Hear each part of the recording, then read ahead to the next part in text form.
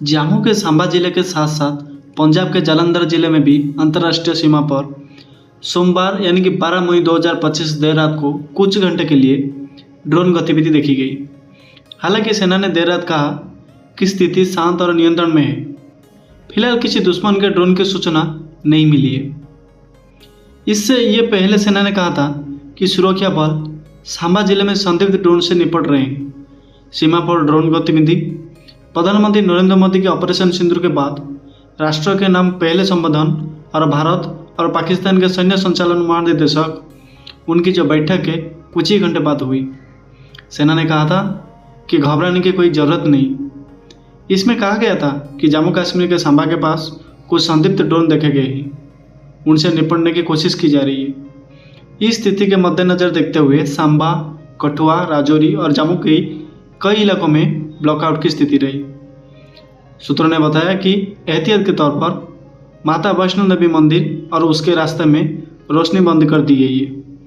भारत और पाकिस्तान के बीच हालिया शत्रुता कश्मीर घाटी के उत्तरी जिलों कुपवाड़ा और बारामूला में शुरू हुई और फिर दक्षिणी की ओर से राजौरी, पुंछ, अखनूर और जम्मू जिले में अंतर्राष्ट्रीय सीमा के पास परगवाल सेक्टर तक फैल गई। इस शत्रुता ने 5 सीमावर्ती जिलों बारामूला, कुपवाड़ा, पुंछ, राजौरी और जम्मू को प्रभावित किया। सीमा पर से गोलीबारी के हालिया दौर ने फरवरी 2021 में हुए संघर्ष विराम समझौते को और कमजोर कर दिया, जिससे 740 किलोमीटर लंबी नियंत्रण रेखा पर पाकिस्तान द्वारा लगातार उल्लंघन के कारण काफ़ी हद तक अप्रभावी माना जा रहा था। इसी बीच पंजाब के जालंधर में एक वरिष्ठ जिला अधिकारी ने कहा कि सशस्त्र बलों ने एक संदिग्ध निगरानी ड्रोन को निष्क्रिय कर दिया।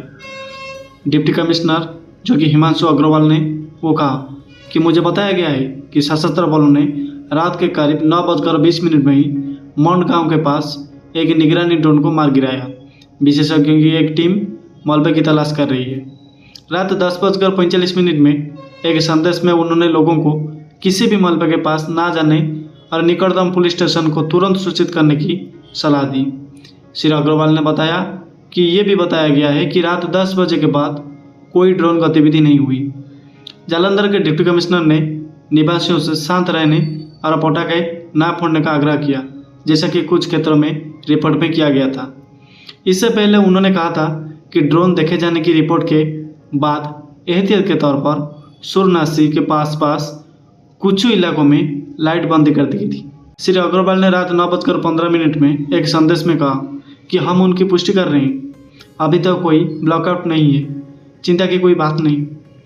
जैसा कि सशस्त्र बल अधिकारियों ने ये पुष्टि की है, वो हमेशा की तरह नियमित रूप से सतर्क है।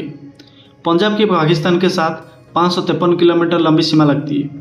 भारत और पाकिस्तान के बीच 10 मई को एक समझौता हुआ था कि वो तत्काल प्रभाव से जमीन, हवा और समुद्र में सभी गोलीबारी और सैन्य कार्रवाई बंद कर देंगे।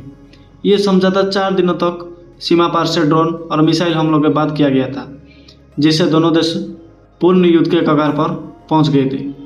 पंजाब के अमृतसर और होशियारपुर जिले के कुछ इलाकों में भी एहतियात ब्लैकआउट उपाय लागू किए गए। सूत्रों के मुताबिक ब्लैकआउट के नियम लागू होने के बाद अमृतसर जाने वाली इंडिगो की फ्लाइट दिल्ली लौट आई। उन्होंने बताया कि एहतियात के ब्लॉकआउट के कारण अमृतसर हवाई अड्डा बंद होने के कारण विमान को वापस लौटना पड़ा।